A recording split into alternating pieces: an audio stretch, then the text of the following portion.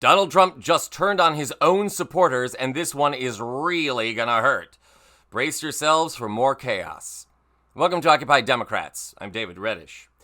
Conventional wisdom holds that Donald Trump's biggest voter base hails from rural America.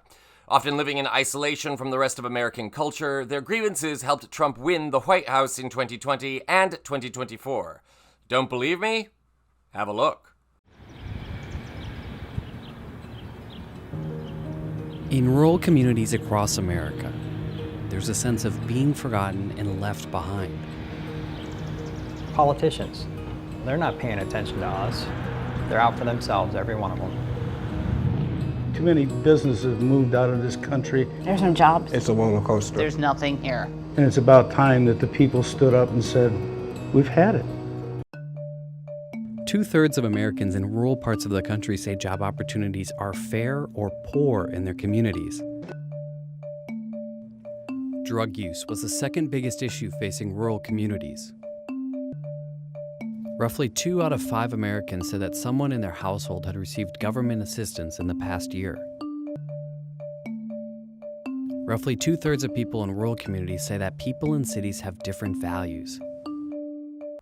It's ironic that rural voters continue to support Trump despite his policies. From tariffs to cutting farm subsidies to cutting the Department of Education, rural Americans stand to suffer the most. And it's about to get even worse for them, courtesy of the liar-in-chief. Stay with us. Already in his second term, Trump's policies have had a detrimental effect on rural Americans, in particular, farmers. But for farmers like Rick Tellez in Valence, Lawrence County, he says that's a double-edged sword. When you lose a customer, it can be very hard to get them back, and you don't want to break a revenue source. We spoke with Tellez as he was out on the road. I don't know where it's gonna play out, how it's gonna end up, but it's putting a tremendous burden and stress on family farms. These tariffs come at a time where the price for soybeans and corn are already significantly down. Both Bird and Tellez say profit margins are slim to none in some cases with these crops. And everything farmers need to run their fields has not gone down in cost. Fertilizer, fuel, herbicides, machinery, all have gone up. You know, I really hate to ask, but are we feeling great again yet?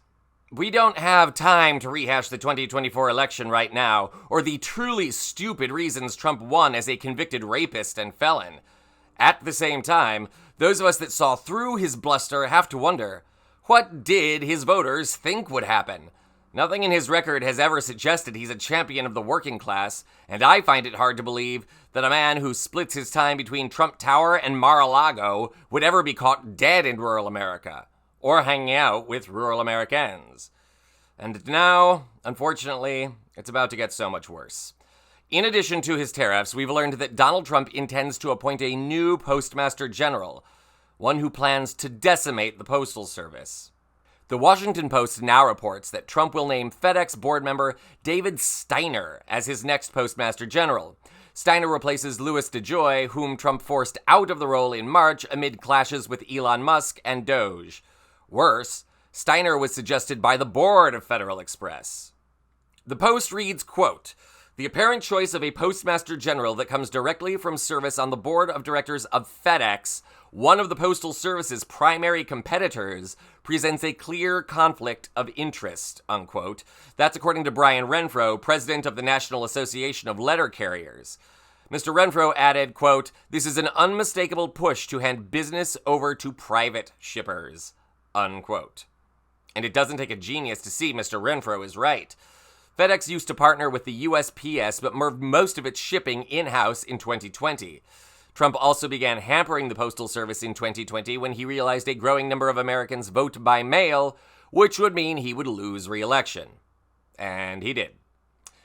The appointment of Renfro will likely mean more cuts and mismanagement at USPS as he pushes to make himself and his friends wealthy by forcing Americans to rely on private and more expensive carriers than the Postal Service.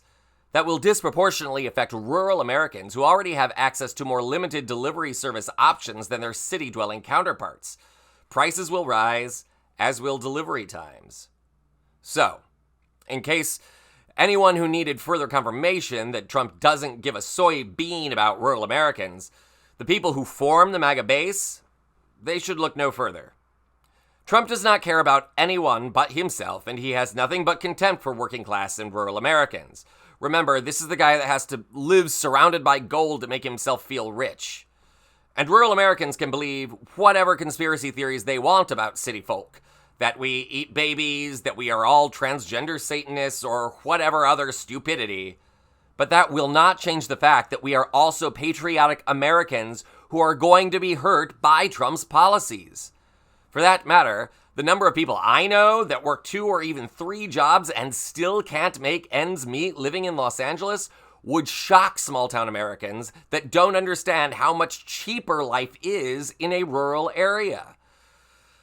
Of course, it looks like that is about to change. Rural America is about to get one hell of a nasty wake-up call. And it's Donald Trump on the line, calling collect. This is Occupied Democrats.